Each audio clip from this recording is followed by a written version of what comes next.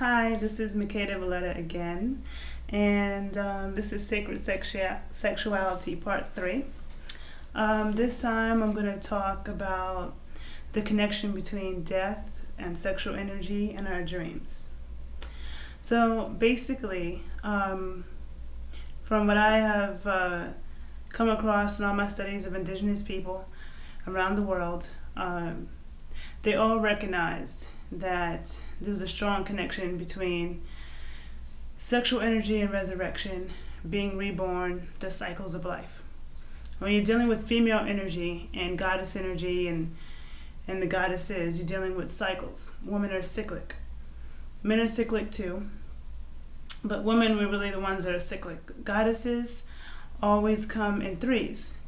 You always have the maiden, the mother, and the crone. So in the Orisha tradition, that could be Oshun, Yamaya, and Oya.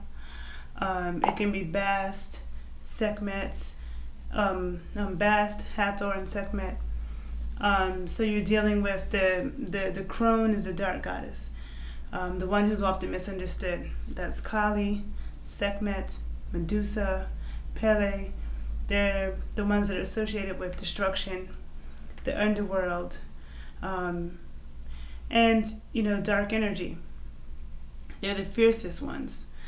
It also corresponds to 3 different phases of a woman's life. We have the maiden phase, where we start our menstrual cycle and we're pre-fertility, okay?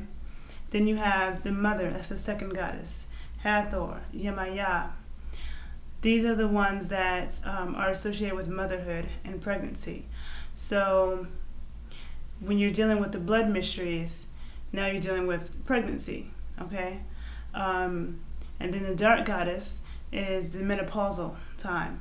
So that's the time that a woman retains her magical blood.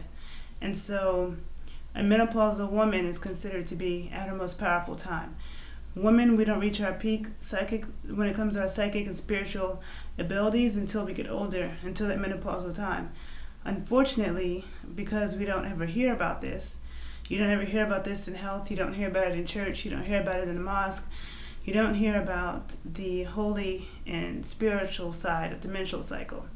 How, for men to obtain prophetic spiritual visions, they have to go on vision quests or go into the woods by themselves or in the mountains by themselves and fast and be alone. Men need stillness in order to calm down their mind. But women, and for us to have prophetic spiritual messages and visions, we go into that every month when we have our menstrual cycle.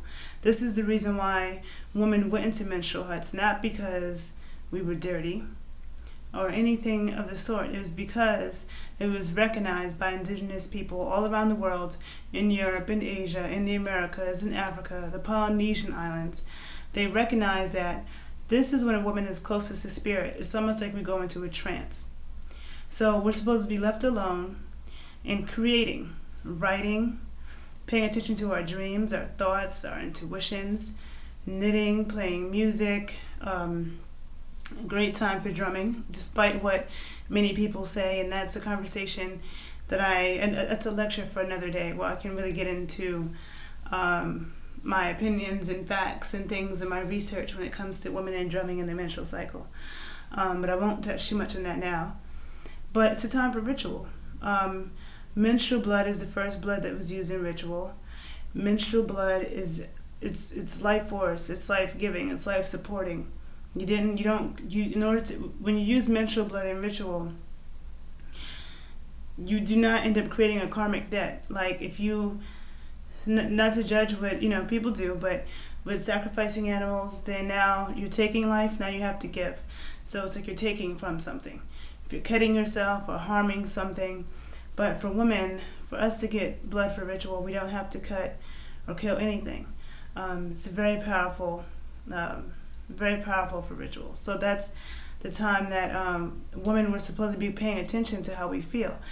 And unfortunately, because this world is catered towards men at this time, we still have to go to work. We still have to take care of our kids and cook and do everything else. We don't really get a chance, most women don't get a chance to retreat and be left alone during that time. So for women who have really bad menstrual cramps and horrible cycles, number one, don't have a negative attitude towards it, no matter how painful it is. Don't have thoughts of like how much you hate your body or how much you hate your cycle, because your mind tells your body what to do. Your body receives from your mind. So don't feed that kind of hate into your body. Always send love. Anything that's bothering you or hurting you, or send love to that area. But it's if you do have a horrible menstrual cycle, it's indicative of the fact that there's something in your life that's toxic. It could be something in your diet. It could be a person. It could be a situation. So you really want to use that time to reflect and try to figure out what is making you so sick, because that is a sensitive time. That's when we are the most sensitive. So if you're going through a lot during your menstrual cycle, it is really time to reflect, to see what you think that source could be. Okay, so use it as a tool. It's a powerful tool. All right. So now we have goddesses come in threes. Now, when you're dealing with the cycles of life, it's understood that we all got on this planet because our parents had sex. Then we live, we die, and we come back because somebody else has sex. So amongst indigenous people, there wasn't a shame associated with sexuality. It wasn't considered dirty. So a lot of festivals and ceremonies you see for the dead are actually can be very sexual in nature.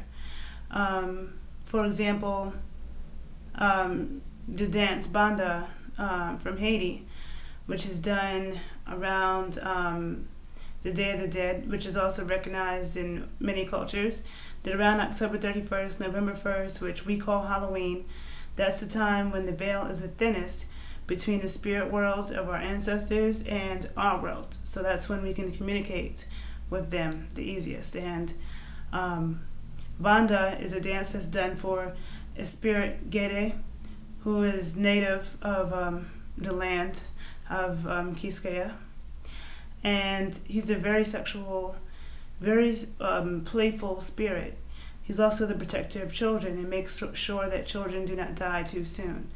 But Gede is overly sexual and likes to mess with people who are overly uptight. And the dance is done to please the spirits, so that the spirits will be happy. And there are many examples. In New Orleans, you have the second line. It's a funeral dance, and it can be very upbeat, a lot of hips moving. We also store trauma in our hips, in our womb space. So it's important sometimes to really move that area so we can dispel any trauma from sticking there. Men and women hold trauma there, but especially women, because we automatically hold on to things more because of our receiving bodies that we have.